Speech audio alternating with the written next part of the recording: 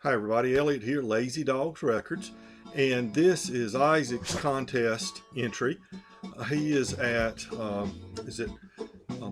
IsLind is his site, and he's fairly new to the vinyl community. He's got around 100 subscribers, so he is doing his contest, and he's calling it Personal Oasis Contest. And I would like to submit my entry. Now, first of all, what are we listening to in the background? The last of the Newgrass Revival albums. This one came out in the mid 80s, I believe, and on a major label. They broke up after this album, I believe.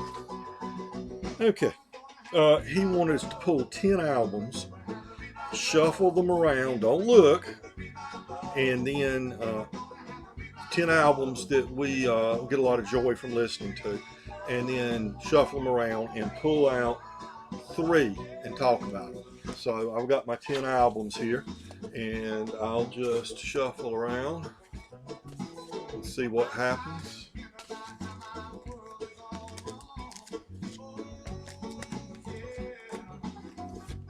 Don't need to draw this out too much. And I'm just going to reach into the middle and pull one out, and let's see what I come up with. Okay, my first one on King Records, James Brown live at the Apollo Theater. I believe this was the album count 66, but something makes me think that it was recorded in 63. I could be wrong on that. This is considered by most folks one of the greatest live recordings ever. James Brown and the Fabulous Flames, an unbelievable live show. He was, my memories of James Brown, my strongest memories are the many times he was on network television, like the Ed Sullivan Show and things like that. He had a great stage act. He would pour everything he had into his show, into the performance, and he would get down on his knees. He would be on the verge of total collapse, and he had his man come out. That was the guy's job.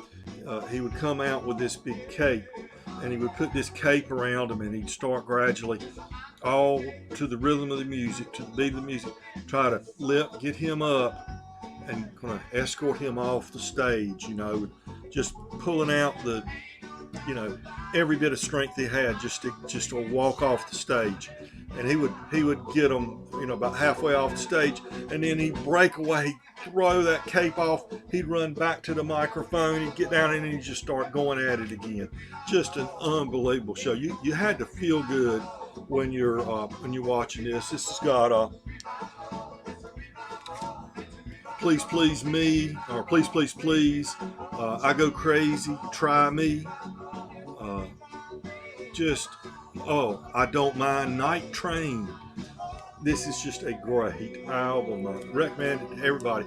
It will make you feel good, let me tell you, people. So it's James Brown live at the Apollo. Technically it's called well, that's what it's technically called. The Apollo Theater presents in person the James Brown Show, it says here.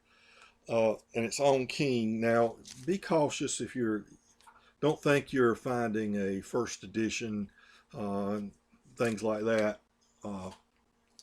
King Records out of Cincinnati are notorious for just constantly reissuing these, and it looks like it is, the old original. But who knows how many pressings of this have come out over the years. I've got this stereo, I've got a mono, I've got maybe 3, I might have 4 of these in different degrees of shape. This one's in very good minus shape, some in better shape than others, but I highly recommend it to anybody. Okay, I'm going to shuffle them up again and reach into the middle.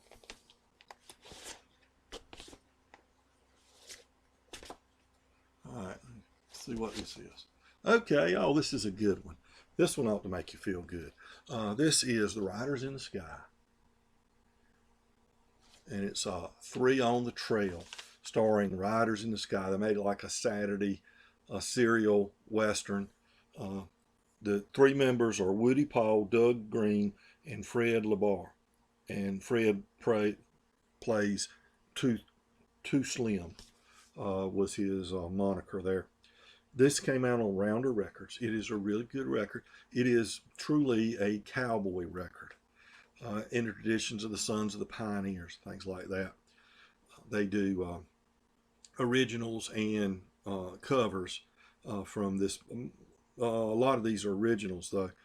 Doug Green went on, by the way. I think he was a major curator at the Country Music Hall of Fame after a run as a member of the Riders in the Sky.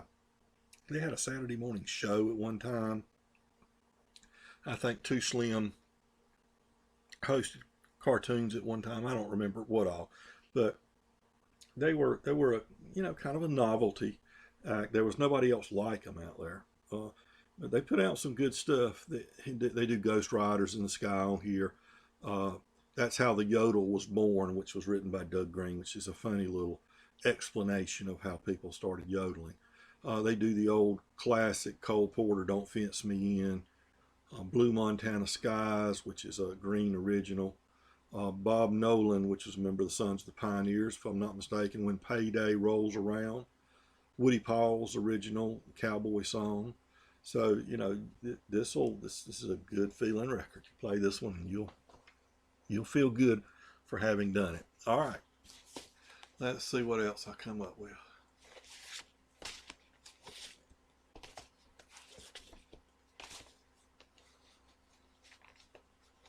All right. Okay. Boy, if you don't feel good, listen to this one. I don't know what's wrong with you. Django Reinhardt and Stefan Grappelli and Eddie South.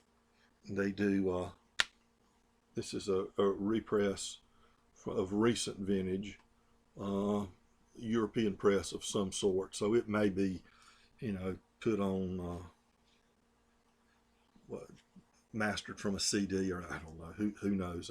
Somebody tried to explain to me, and it made a little sense, how the copyright laws in Europe were a little bit different, and oftentimes you'll see stuff imported from Europe, classic albums and stuff, and it's got something to do with what they can use to master them with and things like that. But this has got Sweet Georgia Brown,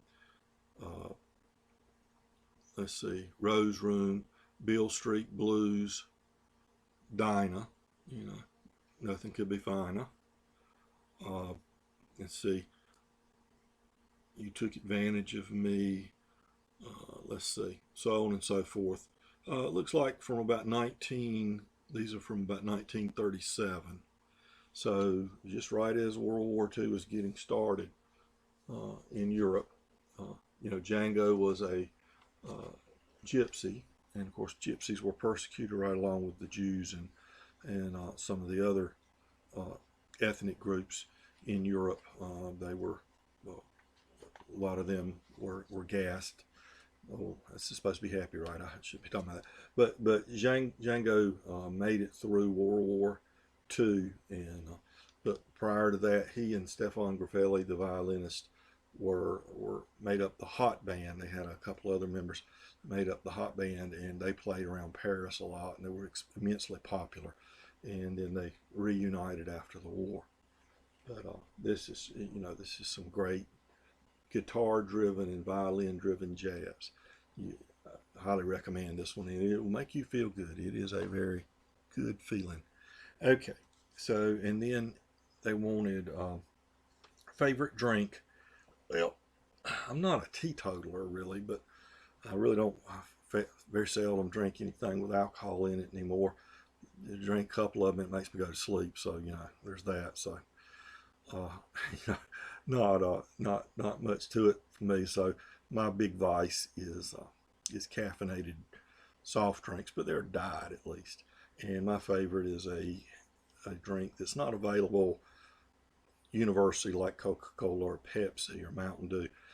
It's a citrus-based drink called Sundrop, and this is a diet Sundrop. And you can get Sundrops in different parts of the country. Just depends on whether your local distributor, I think the same people that do Canada Dry and things like that, have the license for Sun Drop, but available hit and miss. So I highly recommend it. It's a good drink.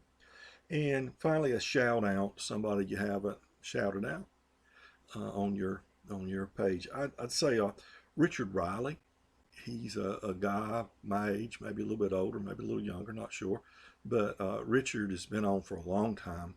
He doesn't post a lot of videos, but what he does post are really good, and I really enjoy them. And sometimes he comments on other people's videos and things like that. And he seems like a really great guy, great knowledge of music, and a very enjoyable site. So that's Richard Riley, Riley. I'll give a shout out to him. So I appreciate the opportunity to enter this contest. It was fun, and didn't know what records I would end up pulling, even though I knew it would be one of the 3 of the 10. So that makes it interesting. I'll just say, everybody, be kind to your neighbors, because we're all neighbors. This whole world is just one big neighborhood. So be kind, love your neighbors, treat everybody like you want to be treated. Take care.